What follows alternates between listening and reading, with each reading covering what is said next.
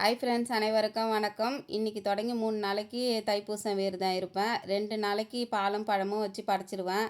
தைப்பூசம் அன்னைக்கு வேலுக்கு அபிஷேகம் பண்ணிவிட்டு தேனும் தெனமாவும் வச்சு வடை பாயாசத்தோட சமையல் செஞ்சு படைச்சிடுவேன். தைப்பூசம் அன்னைக்கு எல்லோரும் முருகர் கோவிலுக்கு போவாங்க. அன்றைக்கி கூட்ட நெரிசல் அதிகமாக இருக்கும். அதனால் நான் முருகர் கோவிலுக்கெலாம் போக மாட்டேன். பக்கத்துலேயே இருக்கிற ஏதாவது ஒரு கோவிலுக்கு போயிட்டு அங்கே இருக்கிற முருகரை கும்பிட்டுட்டு வீட்டுக்கு வந்துடுவேன்.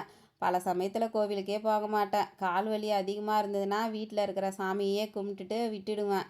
என்னை படைத்த இறைவனுக்கு என்னோடய சூழ்நிலை தெரியும்.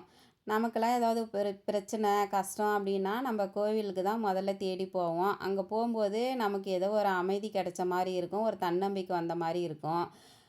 எனக்கு முட்டியில் முள் குத்தி நான் எந்திரிச்சு நடக்கவே முடியாமல் நான் ரொம்ப கஷ்டப்பட்டுக்கின்னு இருந்தப்போ என்னுடைய கணவர் எனக்காக வேண்டிக்கின்னு பாத யாத்திரையாக அவர் தேடி போன இடம் முருகர் கோவில் தான். அன்னையிலேருந்தே நாங்கள் முருகரை கும்பிட ஆரம்பிச்சிட்டோம்.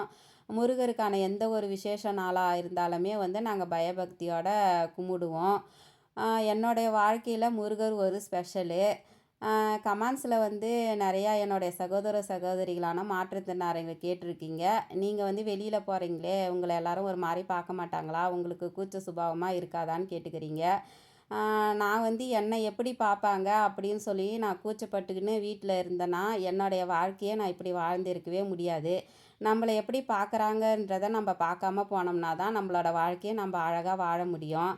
என்னுடைய அன்பு சகோதரிகளுக்காக நான் கண்டிப்பாக ஒரு வீடியோ போடுவேன். என்னோடய வீடியோ பிடிச்சிருந்தனா லைக் பண்ணுங்கள்.